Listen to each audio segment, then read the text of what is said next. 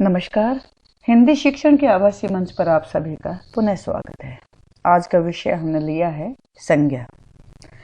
अपनी जो सृष्टि है उसका प्रत्येक उपादान संज्ञा के अंतर्गत आ जाता है। अन्य क्षेत्र में भी जैसे आप पद परिचय के बारे में बताना चाहते हैं या जानना चाहते हैं, वहाँ लिंग है या वचन है, वहां पर भी आपकी संज्ञा के बारे में जानकारी होना आवश्यक है। संज्ञा किसे कहते हैं और इसके कितने भेद होते हैं, उसके बारे में अब हम बातचीत करेंगे। आप दिन प्रतिदिन अनेक शब्द बोलते हैं, जैसे यहाँ पर आपके सामने लिखा हुआ है भारत, रामायण, गंगा, हिंद महासागर, प्रेमचंद, दिल्ली। आप समझ सकते हैं कि ये किसी भी व्यक्ति है या कोई वस्तु है या कोई स्थान है, उनका नाम लिखा गया है। फिर आप देखते हैं अगले वाक्य में आदमी, देश, नगर, पुस्तक, नदी, पहाड़, समुद्र।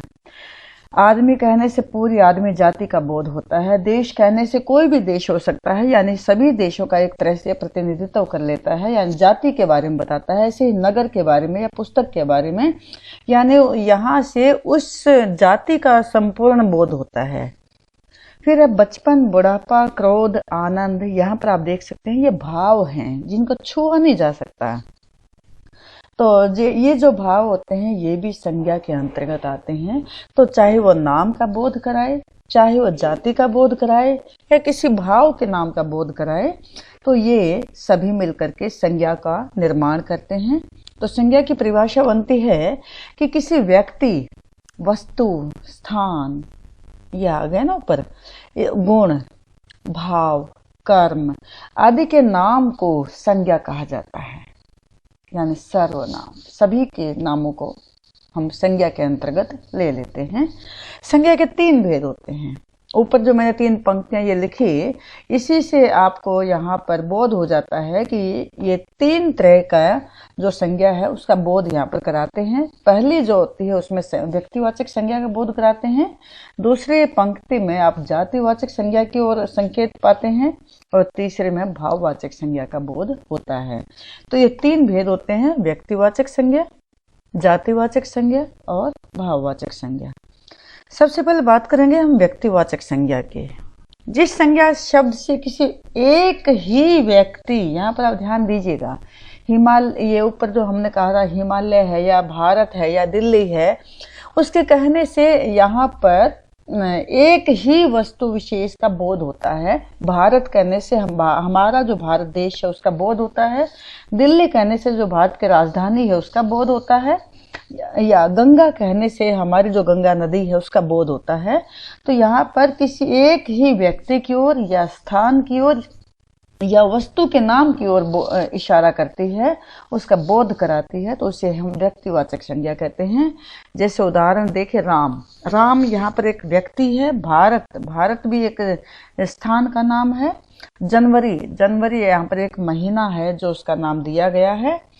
यमुना एक नदी का बोध कराती है और सोमवार यहाँ पर दिन का बोध कराती है, दिन के नाम का बोध कराते हैं। यानी कि यहाँ पर ये जो भी उदाहरण आपके सामने दिए गए हैं ये किसी व्यक्ति या वस्तु या स्थान के नाम का बोध कराते हैं, तो इन्हें हम व्यक्तिवाचक संज्ञा के अंतर्गत लेते हैं। तो व्यक्तिवाचक संज्ञा यानी कि किसी भी व्यक्ति का नाम या स्थान का नाम या वस्तु का नाम जब विशेष तौर पर उसका बोध कराया जाए तो उसे हम व्यक्तिवाचक संज्ञा कहते हैं।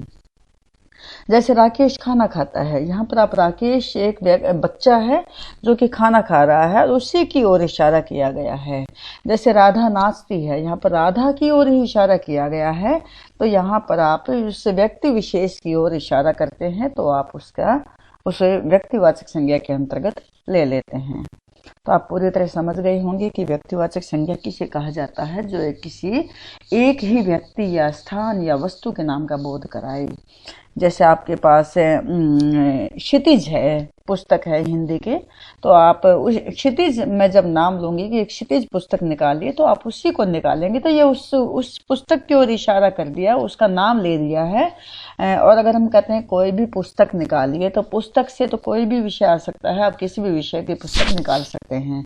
तो ये उसका नाम का बोध कराती है और उसी की ओर संकेत करती है विशेष तौर पर। अब यहाँ पर है दूसरा भेद, जातिवाचक संज्ञा। जैसे आपने ऊपर देखा वो व्यक्ति की ओर इशारा किया गया है। अब वह व्यक्ति भी तो किसी न किसी जाति का बोध करेगा, का प्रतिनिधित्व करेगा। वह जो पुस्तक है जिसका मैंने नाम लिया क्षितिज, वो एक पुस्तक का नाम है। तो जो वो पुस्तक है वो सारी पुस्तकों का प्रतिनिधित्व करती है। तो इस तरह से जैसे हम कहते हैं आदमी को सामाजिक होना चाहिए, तो आदमी का अर्थ यहाँ पर जाएगा कि संपूर्ण मानव जाति। जैसे पहाड़ों पर हमें गंदगी नहीं फैलानी चाहिए। यहाँ पर पहाड़ आ जाते हैं, पूरी दुनिया के पहाड़, वह कोई भी पहाड़ हो सकता है। तो ये पूरी दुनिया के जो पहाड़ होते हैं, जितने भी तरह के होते हैं, उनका बोध कराता है। जब हम कहते हैं नदियों में कचरा नहीं डालना चाहिए, तो वो सभी प्रकार की नदियां आ जाती हैं, चाहे वो कहीं पर भी हो, या सभी देशों को मिलकर रहना चाहिए। तो यहाँ पर सभी देश आ जाते हैं, कोई व्यक्ति एक विशेष देश की बातचीत यहाँ पर नहीं होती है। तो यहाँ पर आपने देखा कि ये जो शब्द होते हैं संज्ञा शब्द, ये उस जिसका हमने नाम लिया है उसकी संपूर्ण जाति का बोध कराते हैं। यानी जिस संज्ञा शब्द से किसी जाति के संपूर्ण प्राणी, वस्तु, स्थान आदि का बोध हो, उसे हम जातिवाचक संज्ञा कहते हैं। तो यहाँ पर आपने देखा कि जो भी हम शब्द बोलेंगे वो संज्ञा शब्द है, और उस संज्ञा शब्द से उस की संपूर्ण जाति का बोध हो जाता है। जैसे पेड़ कहने से सभी प्रकार के पेड़ों का बोध होता है, तो यहाँ पर हम इसे जातिवाचक संज्ञा के अंतर्गत लेकर आते हैं। अब तीसरा है भाववाचक संज्ञा। यहाँ पर जैसे हमने ऊपर 3 भाग किए थे, और उसमें आपको दिखाया था कि जैसे बचपन, जवानी, बुढ़ापा, गरीबी, अमीरी, ये ऐसे हैं जिनको हम छू नहीं सकते, यानी कि उनका महसूस किया जाता है। इस तरह से ये गुण भी हो सकते हैं, धर्म भी हो सकते हैं, दशा भी हो सकती है, या कार्य या मन के भाव हैं। इन सभी को हम भाववाचक संज्ञा के अंतर्गत लेकर आते हैं।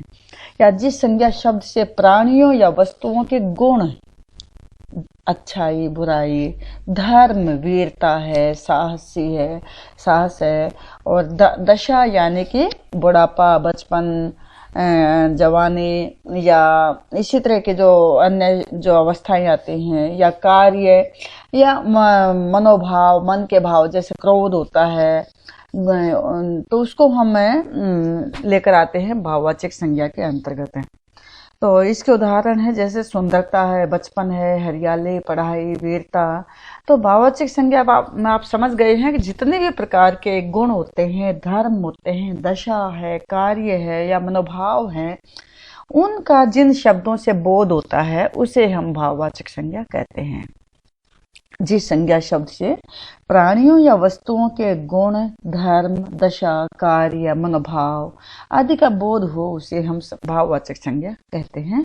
अब है भाववाचक संज्ञाओं का निर्माण कितने प्रकार के शब्दों से होता है। वैसे अगर आपको प्रत्यय आते हैं, जैसे अभी आपने 9वीं क्लास में आप प्रत्यय पढ़ना शुरू कर देते हैं, कृत प्रत्यय होता है, तद्वित प्रत्यय होता है, उनसे आप अनेक शब्द बनाते हैं। तो ये भाववाचक संज्ञाएं भी वास्तव में कृत प्रत्यय और तद्वित प्रत्यय से ही बन करके आपके सामने आती हैं। जैसे आप प्रत्यय लगाते हैं, पन लगाते हैं, ता लगाते हैं, ई लगाते हैं, या त्व लगाते हैं, आस लगाते हैं, आवट लगाते हैं, आहट लगाते हैं। आप कितने प्रकार के प्रत्ययों का प्रयोग करते हैं और उनसे नए शब्दों का निर्माण करते रहते हैं। तो वास्तव में उन्हीं प्रत्ययों से ही भाववाचक संज्ञाओं का निर्माण होता है। तो अगर आपको जो प्रत्यय हैं वो अच्छी तरह से समझ में आ चुके हैं, तो आप भाववाचक संज्ञाएं भी आराम से बना सकते हैं। आपकी सुविधा के लिए यहाँ पर जो अलग अलग जो क्षेत्र हैं उनसे हम किस तरह से भाववाचक संज्ञाएं बनाते हैं वो मैं लेकर आई हूँ। सबसे पहला है 4 प्रकार के शब्दों से बनते हैं, क्रिया से, विशेषण से, जातिवाचक संज्ञा से और सर्वनाम से।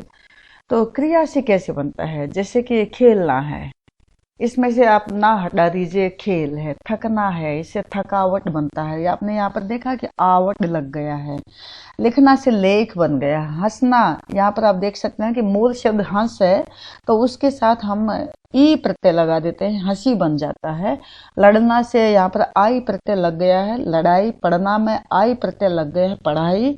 तो इसी तरह से आप प्रत्यय लगा करके और भाववाचक संज्ञा का निर्माण कर सकते हैं। तो ये क्रिया क्रिया यानी कि जो कार्य हो रहा है, खेल रहा है, लिख रहा है, हंस रहा है, चल रहा है, समझ रहा है, ये जो कार्य होते हैं उनसे हम भाववाचक संज्ञा का निर्माण कर लेते हैं।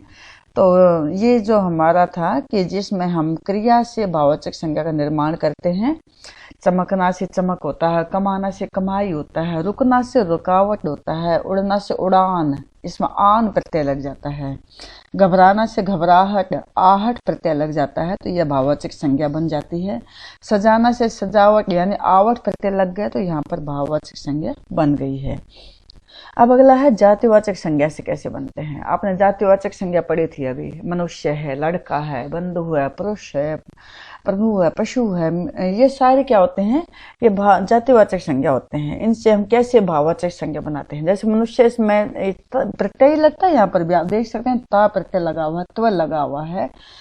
तो इनसे आप मनुष्य से मनुष्यता बनाते हैं, लड़का से लड़कपन बनाते हैं, बंधु से बंधुत्व बनाते हैं, और इसी तरह से मित्र से मित्रता बनाते हैं। तो इस तरह से आप जातिवाचक संज्ञा से भी भाववाचक संज्ञा का निर्माण करते हैं। इसके बाद आता है सर्वनाम से कैसे संज्ञा बनती है। सर्वनाम आप समझ सकते हैं। सर्वनाम इससे पिछले वाली जो वीडियो क्लिप है उसमें मैंने आपको अच्छी तरह से समझाया था कि सर्वनाम क्या होता है। तो सर्वनाम जैसे अपना है, अपना में आप प्रत्यय लगा दीजिए, त्व लगा दीजिए या पन लगा दीजिए, उससे अपनापन या अपनत्व ये आपकी जो भाववाचक संज्ञा है वो बन जाती है।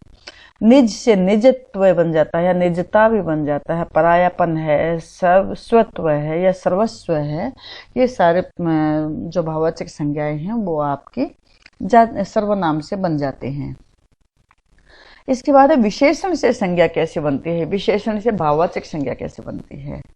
गरीब है, मैंने आपको एक बार बताया था कि जैसे कि गरीब है, इसके साथ आप कोई भी संज्ञा का इस्तेमाल करेंगे तो ये विशेषण बनेगा।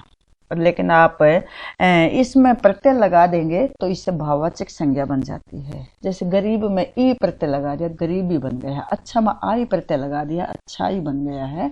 तो पहचानने का एक सीधा सा जो फार्मूला वो मैंने आपको बताया था कि अगर उस गरीब है या उसके साथ में कोई संज्ञा लगा दी गई है, व्यक्ति लगा दिया, गरीब व्यक्ति, तो यहाँ पर वो क्या बन जाता है, विशेषण बन जाता है, विशेषण विशेष है। और अगर इसमें प्रत्यय लगा करके गरीबी शब्द का प्रयोग किया गया है तो आप सोच सकते हैं या समझ सकते हैं कि यहाँ पर संज्ञा के साथ का प्रयोग इसके साथ में नहीं किया जा सकता, तो ये खुद ही संज्ञा बन करके उपस्थित हो जाती है। तो ये गरीबी यहाँ पर भाववाचक संज्ञा बन गई है। अच्छा, इसमें विशेषण है, उसे अच्छाई, आई यहाँ पर प्रत्यय लगा दिया है। बेईमान, यहाँ पर जो विशेषण है उसके साथ हम ई प्रत्यय लगा देंगे, बेईमानी, ये भाववाचक संज्ञा बन जाती है। जैसे मीठा है, ये विशेषण है, इसके साथ आस प्रत्यय हमने लगा दिया है, मिठास यहाँ पर भाववाचक संज्ञा बन गई है। इसी तरह से चतुर के साथ आप लगाते हैं, पागल के साथ या सुंदर के साथ है, तो आपने ये जो आई प्रत्यय या पन प्रत्यय या ता प्रत्यय लगाया है, यहाँ पर आप देख सकते हैं कि ये भाववाचक संज्ञा बन गई है। तो अब आप आसानी से भाववाचक संज्ञा का पद परिचय भी दे पाएंगे और भाववाचक संज्ञा किस तरह से बनाई जाती है ये भी समझ गए हैं और आप बना भी सकते हैं। और भाववाचक संज्ञा और जो विशेषण होता है उसमें आप अंतर कैसे करेंगे और पहचानेंगे कैसे, ये भी आप अच्छी तरह से समझ में आ चुका है।